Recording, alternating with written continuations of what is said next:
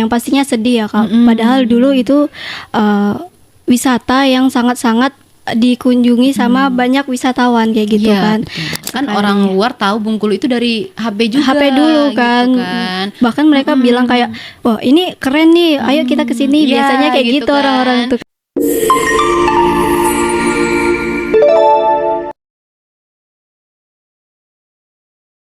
Assalamualaikum warahmatullahi wabarakatuh. Kembali lagi di Poddar, podcastnya Daro Armina.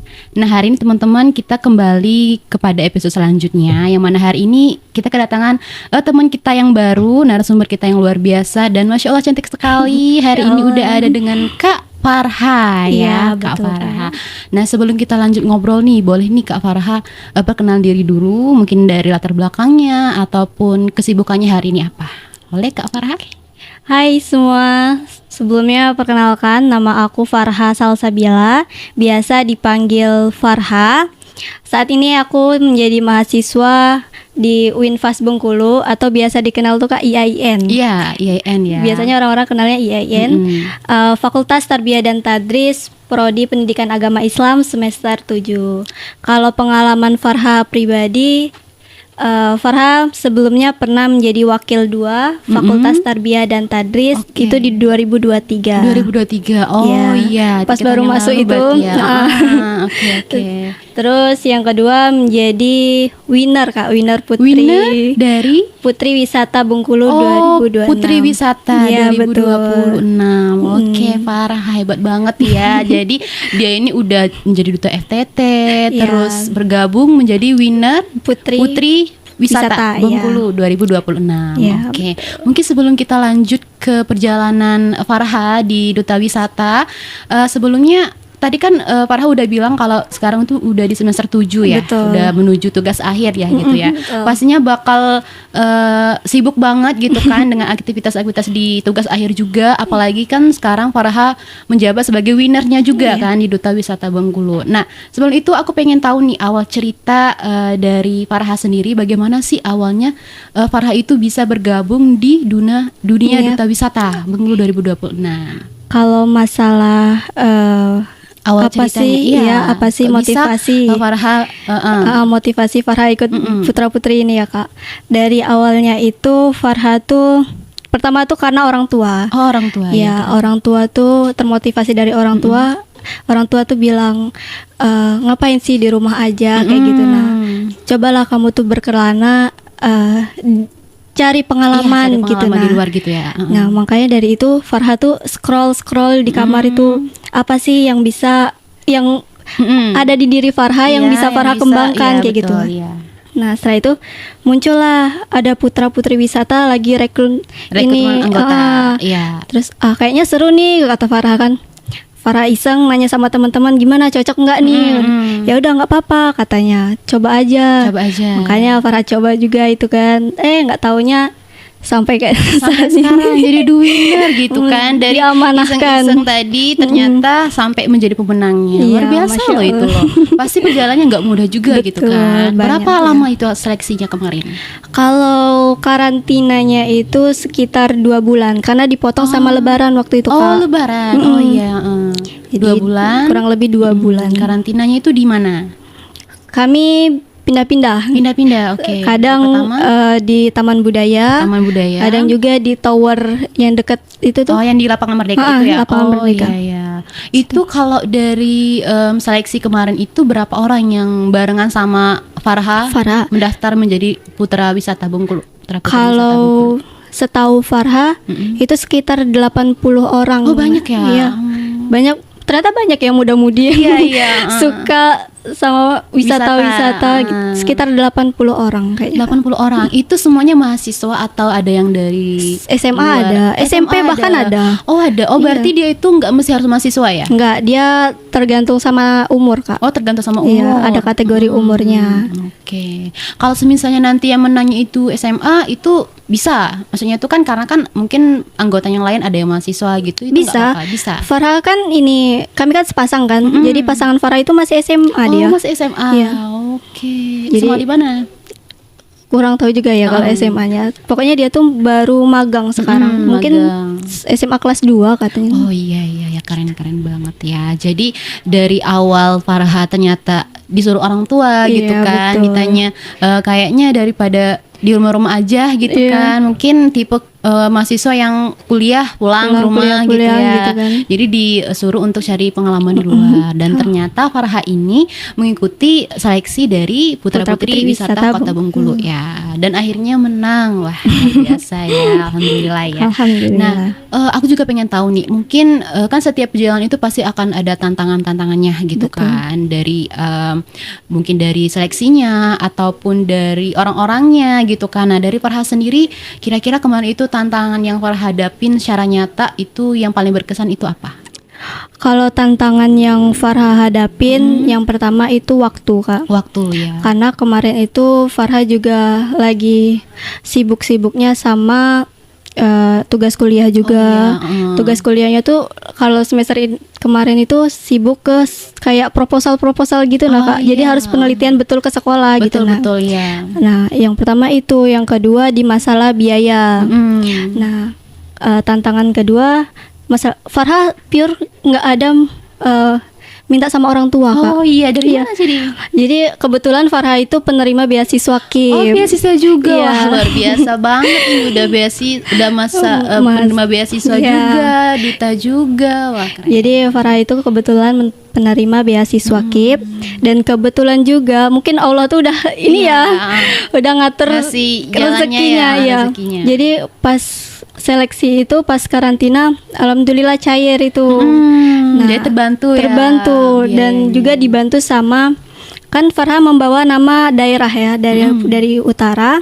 Jadi dibantu sama Bupati Bengkulu Utara juga. Oh, dibantu Kak. juga. Iya. Oke. Sama Dinas Pariwisata Oh, juga. dinas pariwisatanya juga. Jadi mereka support ya. iya, yang awalnya Farha tertantang mau nyari biaya kemana ini, jadinya alhamdulillah Allah tuh ngasih jalan buat Farha Oh, iya, luar untuk biasa. gitu Iya, Kak. iya, benar-benar. Ya, ketika Farha merasa bingung gitu kan, ternyata Allah kasih jalan ini loh gitu kan. Iya, Ternyata ada betul. bantuan dari Bupati tadi, Iya. terus ternyata beasiswa Farha juga Farha udah cair gitu kan, jadi betul. terbantu di sana tanpa membebankan orang tua Betul. loh gitu. Keren banget Farha. Nah, tadi aku juga sempat salpok nih, kata Farha kan tadi kan lagi sibuk-sibuknya dengan tugas kuliah gitu kan. Berarti kemarin itu semester berapa itu? Semester 6 berarti. Semester Masih 6 Oh, berarti ya. kalau semester itu lagi sibuknya KKN, magang gitu ya. Iya, iya, KKN. Itu kalau dari Farha sendiri membagi waktunya itu gimana? Kalau Biar, Farha produktif lah gitu kan, tidak mengganggu aktivitas kuliah. Ternyata yang perjalanan Farha atau aktivitas Farha di duta wisata juga bisa terjalan, itu gimana itu? Kalau dari Farha pribadi, cara Farha membagi waktu itu, Farha melihat dulu situasi dan kondisi. Apakah di salah satu kegiatan tersebut bisa nggak sih dikasih DP ini waktu kayak gitu. Waktu, Nah, apakah yang dari putra-putri wisata ini nggak terlalu nggak terlalu kayak Nggak terlalu urgent gitu ya. kayak urgent gitu. Nah, Farha mungkin bisa izin kan ke putra-putri untuk misalnya agak telat nih Kak, Farha mau kuliah dulu kayak Iya. gitu kan, mau menyelesaikan tugas dulu. Begitu juga sama di kelas. Kalau di kelas tuh kan mungkin kuliah sekarang tuh mudah ya Kak. Iya. Kalau kita cuma datang absen, itu tuh udah jadi ini penilaian. kan penilaian Iya. kan. Yang penting tuh datang, absen, dikerjain gitu tugas ya. dikerjain. Nah, jadi kayak gitu. Mungkin dari kalau kuliah Farha izin nih sama dosen, Pak boleh nggak Farha keluar duluan misalnya setelah pelajaran itu udah selesai kan. Nah, boleh nggak Farha mau lagi ngikuti seleksi putra-putri wisata Iya. kayak gitu Kak. Dan itu ternyata tidak terlalu mengganggu aktivitas Farha gitu ya. Iya. Farha bisa membagi waktu dengan kesibukan di luar dan juga kesibukan di dalam kampus gitu Iya, ya. betul. Oke. Jadi selama kemarin itu masih semester 6 mengikuti seleksi duta wisata Bengkulu itu kalau dari teman-teman gimana responnya? Kalau dari teman-teman, alhamdulillah mereka support. Support juga. Iya, kalau misalnya ada tugas kayak gitu kan, dia ngasih tahu, tolong dong. Misalnya aku juga calling sama mereka kayak Iya. apa yang bisa aku bantu. Kalau aku tugas nggak kelompok bisa, gitu ya. iya, kalau aku nggak bisa secara langsung, minimal aku membantu apa kayak gitu. Katanya tolong buatin ini, misalnya tolong buatin ini kayak gitu. Jadi ada komunikasi gitu Iya, ya, betul. biar tidak ada kesalahpahaman atau miskomunikasi nanti ya. Ternyata Farha walaupun sibuk di luar, dia juga memenuhi tanggung jawab Iya, juga betul. di kuliah. Farah berusaha juga kayak mau aku tuh bantu kayak gitu. Iya, dan teman-teman juga ternyata support ya Iya, dengan betul. mengasih tugas bagian Farah gimana Iya. gitu kan. Oke. Nah, mungkin setelah perjalanan Farha dari awal gitu kan mengikuti seleksi dan ternyata juga ada karantinanya juga tadi ya selama 2 bulan juga Betul. berpindah-pindah tempat juga dan ternyata menjadi pemenangnya di putra-putri wisata tadi itu. Mungkin menurut Farha nih yang menjadi duta wisata itu sebenarnya apa sih? Mungkin kan orang-orang awam itu taunya mungkin duta wisata itu mewakili wisata Bengkulu misalnya kan, atau mereka yang menjadi perpanjangan tangan dari pemerintah bagian Betul. wisata gitu atau apa gitu. Apakah ada yang bisa orang awam itu paham secara sederhana gitu kan duta wisata itu apa? Kalau bicara tentang putra-putri wisata Bengkulu, kita bisa menganalisis dari ya putra-putri wisata. Jadi putra-putri wisata itu kayak ikon kayak gitu nah Kak. Kayak ya betul yang dibilang Kak Taza tadi, itu perpanjangan dari misalnya pemerintah atau masyarakat kayak gitu kan. Supaya tujuan kami itu Bengkulu itu dikenal gitu nah.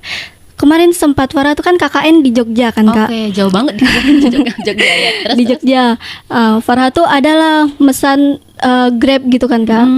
Nah di situ tuh kami ada komunikasi ngobrol-ngobrol. Terus abangnya tuh nanya katanya, dari mana Mbak? Katanya kayaknya baru katanya tuh kan. Iya Kak, aku bilang dari Bengkulu. Iya. Bengkulu tuh di mana? Iya, Katanya pasti ya ya, Allah kayak tanya-tanya sih. di dalam hati itu kayak ih Bengkulu itu belum terkenal ternyata. Iya.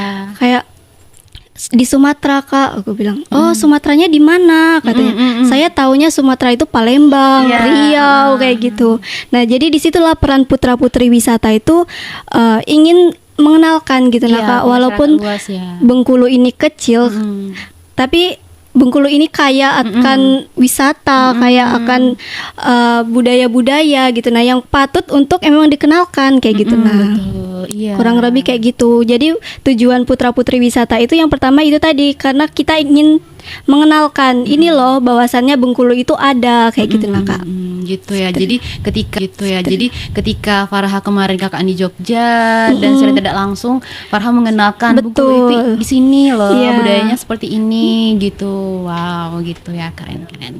Nah, mungkin kalau dari Farha sendiri nih, kita kan di Bengkulu banyak ya wisata-wisata yang sering datangi para wisatawan gitu kan, kayak Pantai Panjang gitu Betul. kan. Terus ada juga yang lainnya gitu kan. Nah, kalau dari Farha sendiri, semisal nih ada teman-teman dari luar daerah gitu kan ke Bengkulu, kalau misalkan dari Farha rekomendasi 3 tempat nih yang wajib dikunjungi itu apa aja? 3 tempat yang menurut Farha orang wisatawan itu harus tahu. Yang pertama itu Benteng Kak, Benteng Malboro, karena Iya. itu emang ciri khas dari Bengkulu. Dimana bukan wisata aja, itu tuh sejarah yang benar, memang ada di kota Bengkulu yang Iya. patut untuk kita kenalkan. Yang kedua itu yang dibilang Kak Taza tadi ikon, yaitu Pantai Panjang. Nah itu juga termasuk ikon dari Bengkulu juga. Iya. Apalagi di situ kan banyak wisata juga di sana. Ada yang dari MD Land itu. Nah itu biasanya mereka tuh Mengunjungi di situ ya? dia mengunjungi, bisa dibilang itu tuh ininya apa namanya itu Balinya Bengkulu itu tuh Iya, Kak, kalau dikenal.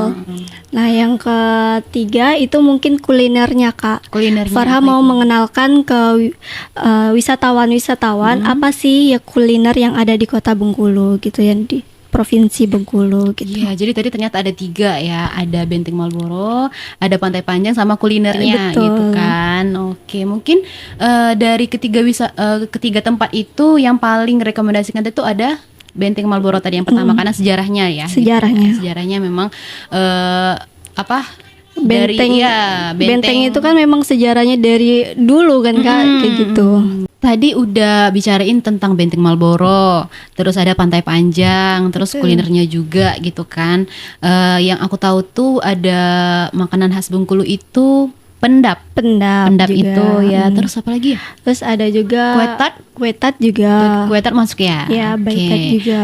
Nah terus kalau misal aku kan termasuk perantau ya, maksudnya itu bukan orang Bengkulu asli gitu kan, merantau ke Bengkulu dan tahu Bengkulu itu ada tradisi tahunan kalau nggak salah itu namanya Betul. tabot. Tabot, iya, Kak. Nah dari Farha sendiri memandang tradisi tabot itu seperti apa sih? Mungkin dari ranahnya putra putri wisata Bengkulu itu bagaimana? Menurut Farah sendiri, tabot itu emang tradisi yang ada di Kota Bengkulu, yang di Provinsi Bengkulu. Itu tuh udah menjadi budaya, Kak. Di mana tabot itu udah mencakup semua budaya yang ada di ada di Provinsi Bengkulu, mulai dari tarian-tariannya. Terus kalau Kak Taza juga datang ke tabot kemarin, kulinernya yang Iya, sangat kulinernya banyak. ya. Terus kayak itu kan ada kayak Kayak rumah-rumahan gitu ya, tabot gitu ya. Iya. Nah, itu yang disebut dengan tabotnya itu, Kak, yang biasanya di akhir tabot itu Akhir nanti. festivalnya, ya. Nah, itu tuh bakal ada tradisinya yang biasanya tuh diarak dulu, terus kayak bangunan yang tadi itu ya. Oke. Nah, nanti tuh ada pembuangannya juga di akhirnya itu. Nah, kalau di tradisi tabut sendiri biasanya peran dari putra-putri wisata itu seperti apa tuh kalau setiap perayaan itu? Sepengalaman kami sebagai putra-putri wisata, peran kami di tabot di festival tabot itu, yang pertama kami mengisi juga acara di situ, acaranya juga, iya. mengenalkan bahwa ada putra-putri wisata. Kayak kemarin kami menampilkan tari dan juga catwalk, Kak. Nah, di panggung itunya tuh. Panggung itu ya. Pernah Terus biasanya kami juga membuat konten-konten gitu, kayak ini loh ada tabot, ada budaya tabot di Bengkulu. Biasanya peran wisata tuh kayak gitu, peran kami sebagai berarti juga putra-putri. mengenalkan melalui media sosial berarti ya. Oke. Berarti putra-putri wisata ini perpanjangan dari pemerintah mengenalkan wisata budaya gitu ya ke masyarakat luas, baik di Betul. Bengkulu maupun di luar Bengkulu gitu ya. Oke. Nah, berarti ini berkenan dengan media sosial juga nih. Di era media sosial itu seperti yang sekarang kita ketahui kan. Kita kan tahu nih misalnya kayak aku aja orang luar Bengkulu tahu Bengkulu itu dari media sosialnya. sosial. Ternyata di Bengkulu itu ada wisata Pantai Panjang yang Betul. terkenal gitu kan sebagai pantai terpanjang juga ya kalau nggak salah di Indonesia ya. Iya, betul sekali. Iya, terus ada juga Bunga Rafflesia gitu Iya. kan. Tapi sayangnya aku sampai sekarang belum ketemu sih Bunga Iya. Rafflesia itu. Di Bengkulu Utara banyak loh, Kak. Iya. Kapan-kapan itu mekarnya itu kapan? ada waktunya kalau nggak salah Ada itu waktunya. tuh. Iya. Biasanya dari media sosial itu juga dia ngasih tahu ada loh waktu-waktunya Waktunya gitu. misalnya bulan ini sampai bulan ini mekarnya gitu ya. Oke, di Bengkulu Utara banyak ya. Aku tahu itu di Kepahyang. Kepahyang juga Iya, karena ada. kan perjalanan pulang pergi kan lewat situ kan. Jadi kayak di pinggir jalan itu ada tulisan Bunga Rafflesia lagi mekar gitu Iya. kan. Tapi mau singgah tuh nggak pernah sempet gitu kan.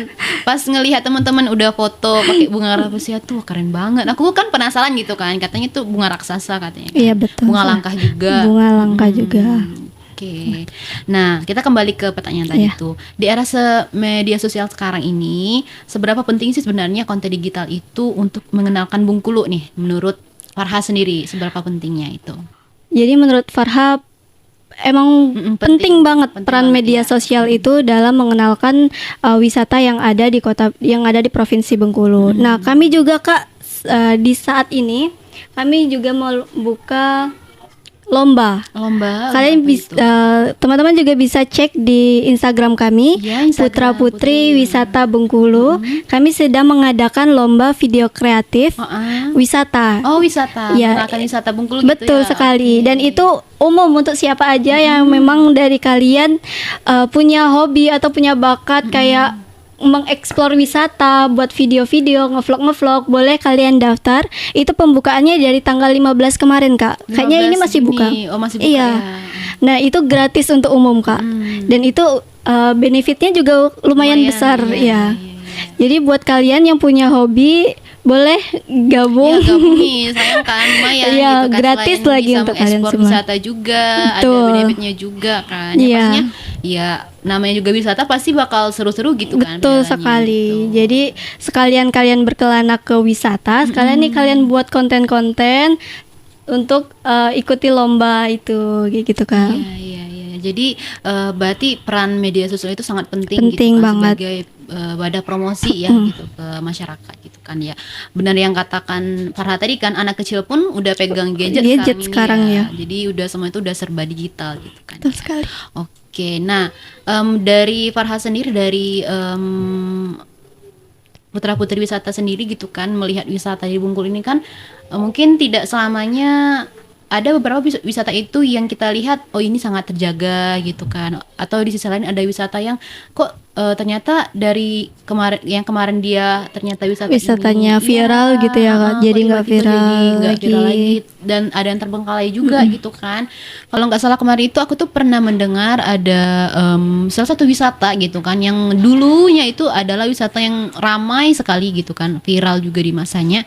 Ternyata di sekarang itu udah nggak banyak lagi orang mengunjungi gitu kan. Iya. Itu salah satunya ada namanya Taman Remaja. Betul Nah, sekali. Taman Remaja itu kan aku pernah lewat kan sekali 2 kali gitu kan. Itu tuh kayak ada patung hewan gajah, jerapah gitu kalau nggak salah ya. Iya, Bu. Nah, kalau dari para sendiri melihat sebagai kacamata putra-putri wisata nih, ikon dari pemerintah pariwisata di Bengkulu gitu kan.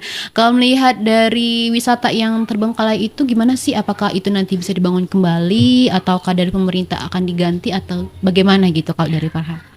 Kalau menurut Farha pribadi, yang pastinya Farha kami merasa sedih kayak gitu kan, Kak. Benar. Karena memang tempat itu tuh dulu, bahkan waktu kecil Farha pernah ke sana kayak gitu kan. Tahun berapa itu? Ingat nggak? Tahun berapa? Masih kecil kayaknya Masih kecil deh. banget. Udah sekolah? Udah kayaknya. Udah. SD kayaknya. Oh, mungkin. SD, iya. Dan itu emang banyak pengunjung yang datang kayak gitu. Nah, jadi kayak sedih aja kenapa sekarang tuh terbengkalai. Bahkan kita kalau lewat ke sana itu tuh rasa-rasanya kayak Takut gelap, gitu ya, gelap. suram gitu Iya, kan. iya. Kayak memang wisatawan yang terbengkalai banget kayak gitu. Nah, mungkin dari kami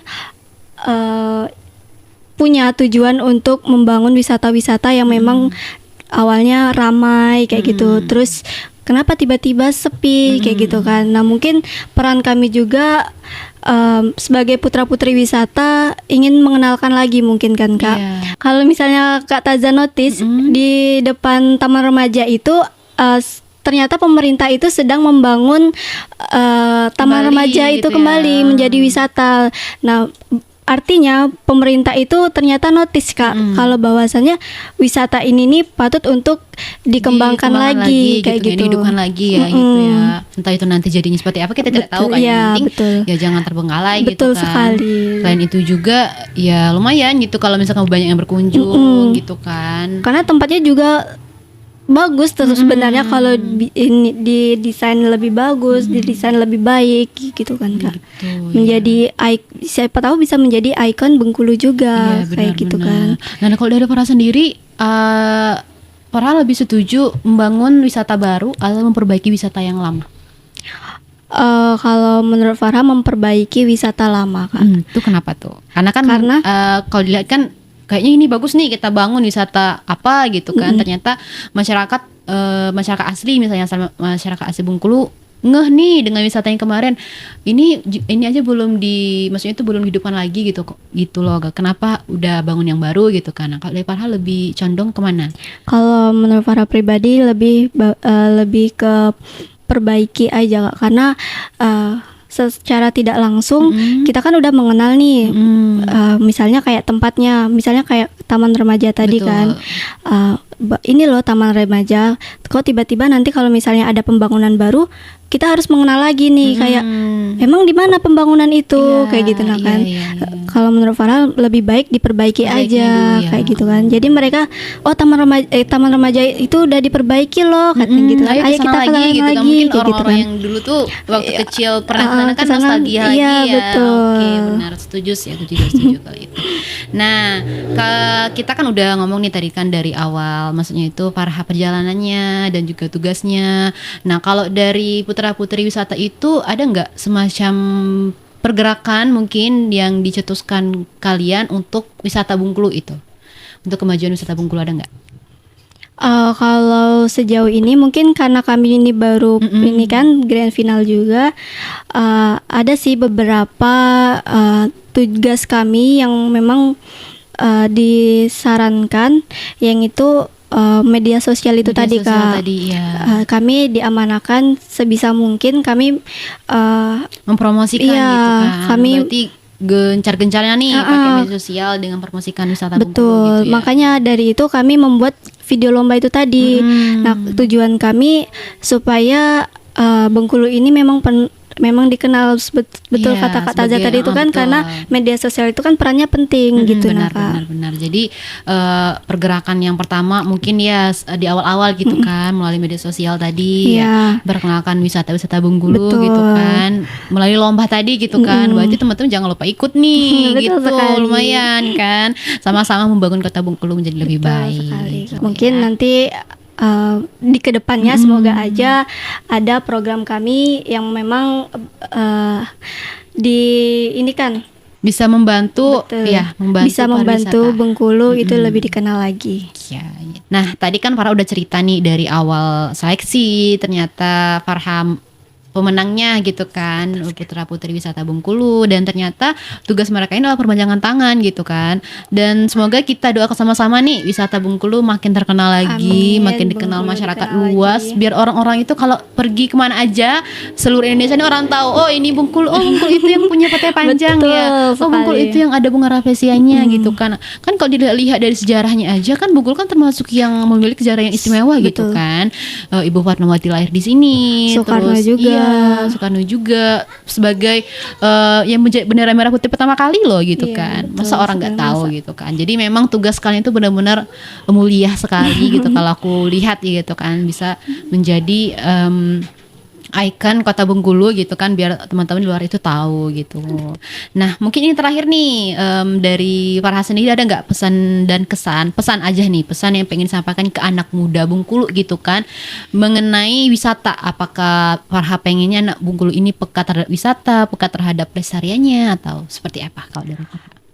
Sedikit pesan dari kami untuk generasi muda khususnya, ayo kita sama-sama kembangkan dan juga jaga. Kak. Jaga. Karena di beberapa wisata itu mungkin kebanyakan turismenya kayak gitu kan, yang menjadi sampah di mana-mana kayak Betul, gitu. Nah, iya, iya. jadi Farha berpesan kepada generasi muda akan sadarnya kayak bantu putra-putri wisata Bengkulu itu untuk menjaga nama baik Bengkulu juga, apalagi wisatanya. Benar. Dimulai dari Kebersihan, sampah iya, juga gitu, betul, Kak. betul. Jadi harapannya gitu kan, Ya, dan masyarakat, membantu untuk mengembangkan yang dibilang Kak Taza tadi, untuk mengembangkan, mengenalkan Bengkulu itu lebih luas kayak betul, gitu. betul. Bisa keren loh misalnya ke wisata kita, ada orang yang datang, oh ternyata wisatanya bersih, Iya, rapi gitu kan. kan. Berarti harapannya ya bukan hanya dari putra-putri wisata gitu kan, Dari harapannya masyarakat masyarakat juga bisa Bengkulu. menjaganya. Oke, jadi itu tadi teman-teman cerita dari teman kita hari ini, Kak Farha. Terima kasih ya Kak Farha Iya, ya atas sama-sama, Kak ceritanya, Taza. perjalanannya juga gitu kan. Semoga nanti ini bisa menjadi pelajaran untuk kita bersama, kita bisa memetik pelajaran di cerita kita hari ini, di episode kita hari ini. Nah, saya ucapkan terima kasih juga untuk teman-teman yang udah menonton sampai akhir, teman-teman tim kita di belakang layar, juga operator kita, terima kasih. Jangan lupa like, comment, dan subscribe channel YouTube kita. Assalamualaikum warahmatullahi wabarakatuh.